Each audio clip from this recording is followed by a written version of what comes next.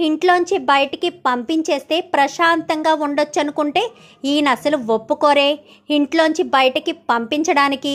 అసలు వీడు మంచివాడే కాదు, వీడి జాతకమే చండాలం అని చెప్పి మాట్లాడుతూ ఉంటుంది ప్రభావతి. నువ్వు కన్న తల్లివి అన్న విషయం మర్చిపోయి మాట్లాడుతున్నావు ప్రభా. అసలు వాడు నీ కడుపును పుట్టినవాడన్న విషయం గుర్తుందా అని చెప్పాను, కానీ అస్సలు గుర్తులేదత్తయ్య. నా కడుపును పుట్టినవాడు ఎప్పుడో అక్కడే ఆ క్షణంలోనే వాడి ఊపిరి ఆగిపోయింది.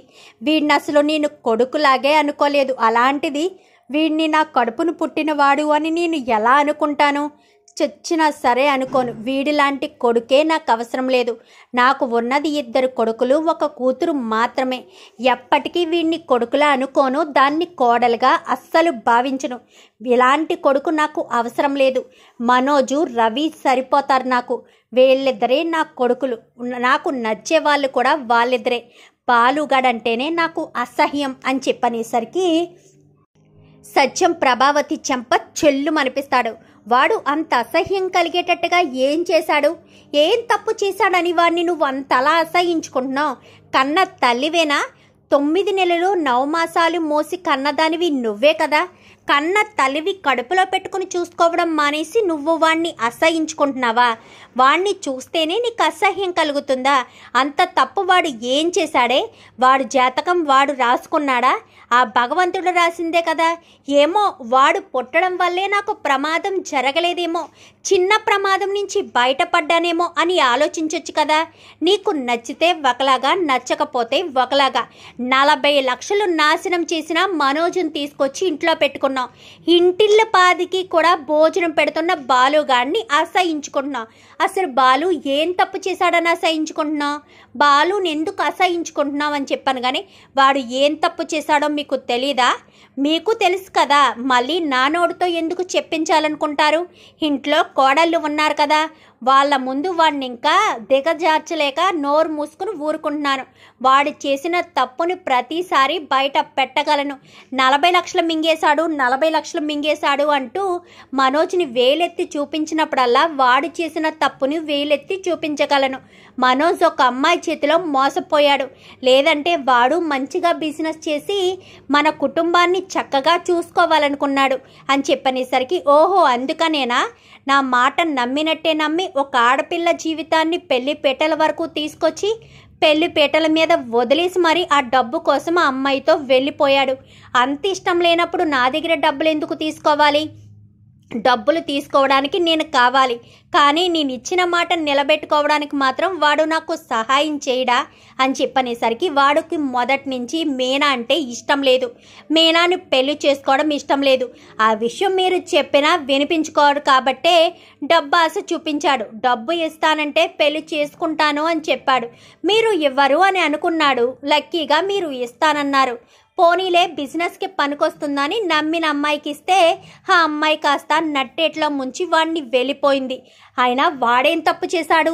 తప్పు చేసిన వాడు ఎవడో, ప్రాణం తీసిన వాడు ఎవడో బాగా తెలుసులేండి అని చెప్పనేసరికి, ప్రాణం తీయడం ఏంటత్తయ్యా అని చెప్పాను, కానీ అదేమీ లేదులే రోహిణి అని చెప్పనేసరికి, చెప్పు ప్రభా ఎందుకు దాస్తున్నావు?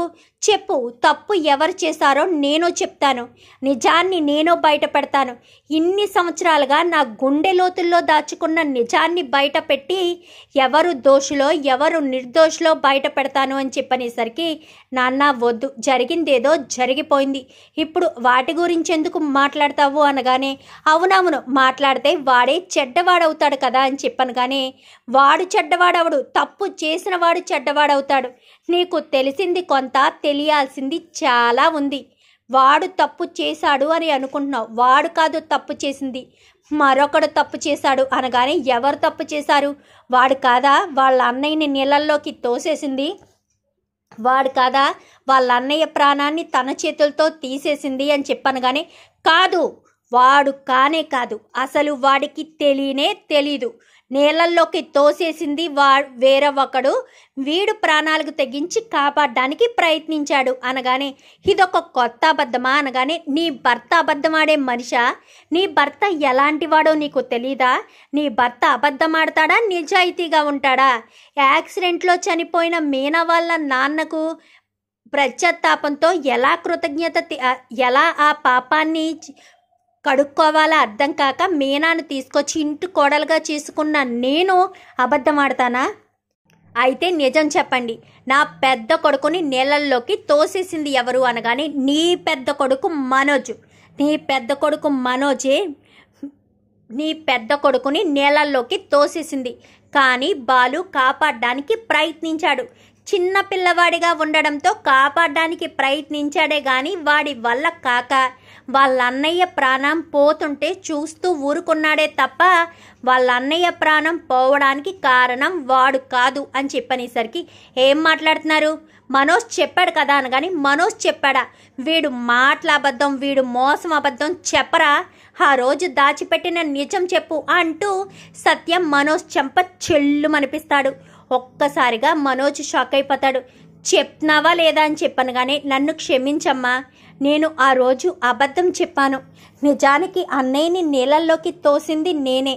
అన్నయ్యకి ఈత వచ్చు కదా అని ఈత కొట్టమని నేనే నీళ్ళల్లోకి తోసేశాను. బాలు కాపాడడానికి ప్రయత్నించాడమ్మా, కానీ వాడి వల్ల కాలేదు.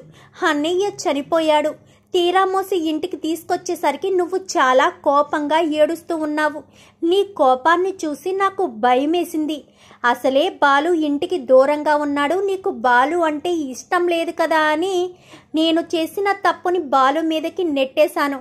అప్పుడు బాలు శిక్ష అనుభవించాడు, నేనైతే ఎలాంటి శిక్ష అనుభవించలేదు అంటూ మాట్లాడేసరికి ఒక్కసారిగా ప్రభావతి షాక్ అయిపోతుంది. ఏంట్రా ఏంటి నువ్వనేది అంటే ఆ రోజు నీళ్ళల్లోకి అన్నయ్యను తోసింది బాలు కదా అని చెప్పాను కానీ కాదమ్మా, నేనే అన్నయ్యని నీళ్ళల్లోకి తోసేశాను. నా చేతులతో నేనే అన్నయ్యని తోసేశాను అని చెప్పనేసరికి ఒక్కసారిగా ప్రభావతి షాక్ అయిపోతుంది. ఎప్పటికైనా నమ్మేవా ప్రభా? ఈ విషయం నాకు తెలుసు, మా అమ్మకు తెలుసు. నీకు ఎప్పుడూ చెప్పాలని ప్రయత్నించలేదు, ఎందుకంటే బాలుగాడు నా దగ్గర మాట తీసుకున్నాడు. నేను అప్పుడే అనుమానం వచ్చి జైలుకి వెళ్ళి అడిగితే నాకు అన్నయ్యలంటే ప్రాణమని నీకు తెలుసు కదా నాన్న. అలాంటి అన్నయ్య ప్రాణాన్ని నేనెందుకు తీస్తాను? అన్నయ్యని నీళ్ళల్లోకి తోసింది మనోజ్ అన్నయ్య. కాపాడడానికి ప్రయత్నించాను కానీ నా వల్ల కాలేదు అని చెప్పాను. కానీ మరి మీ మనోజు నీ మీద నింద వేస్తే ఏం మాట్లాడకుండా శిక్ష అనుభవించావేంట్రా అని చెప్పనేసరికి ఏం చేయమంటావు నాన్న, అమ్మకు నేనంటే ఎలాగా ఇష్టం లేదు. మనోజ్ అన్నయ్య అయినా తోడుగా ఉండాలని ఆ రోజు నేను ఏం మాట్లాడలేదు అంటూ వాడు చెప్పిన మాటకు నాకు ఎంతగానో ఏడుపు వచ్చింది. అమ్మకి విషయం ఎప్పటికీ చెప్పొద్దు నాన్న అంటూ నా దగ్గర మాట తీసుకున్నాడు. నేను ఆ బాధను తట్టుకోలేక ఇంటికొచ్చి మా అమ్మకు చెప్పుకున్నాను. సర్లేరా, తప్పు అయితే వాడు ఒప్పుకున్నాడు కదా, వదిలేసాయి. ఎలాగా వాడికి ప్రభావతికి వాడంటే ఇష్టం లేదు కదా అంటూ మా అమ్మ చెప్పడం వల్ల ఇన్ని రోజులు మనసులో దాచుకున్నానే తప్ప నిజాన్ని బయట పెట్టలేదు. తప్పు చేసింది ఎవరు ప్రభా? శిక్ష అనుభవించింది ఎవరు? ఇప్పుడు చెప్పు. వాడు చేసింది తప్ప, మనోజ్ చేసింది తప్ప? వాడు ఏం తప్పు చేశాడు చెప్పు. వాడినంత అసహించుకోవడానికి నిజానికి వాడికి మందు తాగించాడనే కదా ఇప్పుడు బాలును పట్టుకుని నానా మాటలు అంటున్నావు. అమ్మ రోహిణి అని చెప్పనేసరికి అవునత్తయ్య, నిజానికి మనోజ్కి మందు తాగించింది బాలు కాదు, మా మామయ్య మాణిక్యం అని చెప్పనేసరికి అవునమ్మా, నేను ఎంత వద్దని చెప్తున్నా, బాలు తనకు అలవాటు లేదని చెప్తున్నా అంకులే నా చేత ఆ కళ్ళు తాగించారు అంతే తప్ప బాలుకి ఏం తెలీదు. బాలు నా చేత కళ్ళు తాగించలేదు అని చెప్పనేసరికి ఒక్కసారిగా ప్రభావతి షాక్ అయిపోయి ఇంకక్కడికక్కడే కుప్ప కూలిపోతుంది. ఇంకా బాలు విషయంలో తను ఎంత పెద్ద తప్పు చేసిందనేది తల బాదుకుని మరీ ఏడుస్తూ ఉంటుంది ప్రభావతి. ఇంకా ఏడవకు ప్రభా, జరిగిందేదో జరిగిపోయింది కదా అనగానే లేదత్తయ్య, బాలు విషయంలో నేను చాలా పెద్ద తప్పులు చేశాను, సరిదిద్దుకోలేని తప్పులు చేశాను. వాడు విషయంలో ఎప్పుడూ నేను కన్న తల్లిలా కాదు కదా, ఒక ఆడదాల్లా కూడా ప్రవర్తించలేదు. వాడికి ఎప్పుడూ కడుపు నిండా భోజనం పెట్టింది లేదు, ఎప్పుడు ఉన్నావా తిన్నావా అని అడిగింది కూడా లేదత్తయ్య. అసలు నేను ఇంత దుర్మార్గురాలుగా ఎలా ప్రవర్తించానో నాకే అర్థం కావట్లేదు అనుకుంటూ ప్రభావతి తల కొట్టుకుంటూ ఎంతగానో ఏడుస్తూ ఉంటుంది. ఇంకా బాలు ఏం మాట్లాడు, మనోజ్ కూడా ఏం మాట్లాడకుండా సైలెంట్గా ఉంటాడు. ఇంకా అందరూ కూడా బాలు మంచితనాన్ని అర్థం చేసుకుంటారు. చూద్దాం మరి రాబోయే ఎపిసోడ్స్లో ఇలాగే బయట పడాలని మీరు కూడా కోరుకుంటే వీడియో నచ్చితే లైక్ చేయండి, ఛానల్ని సబ్స్క్రైబ్ చేసుకోండి. పక్కనే ఉన్న బెల్ సింబల్లో ఆల్ పై క్లిక్ చేయండి. Thank you for watching.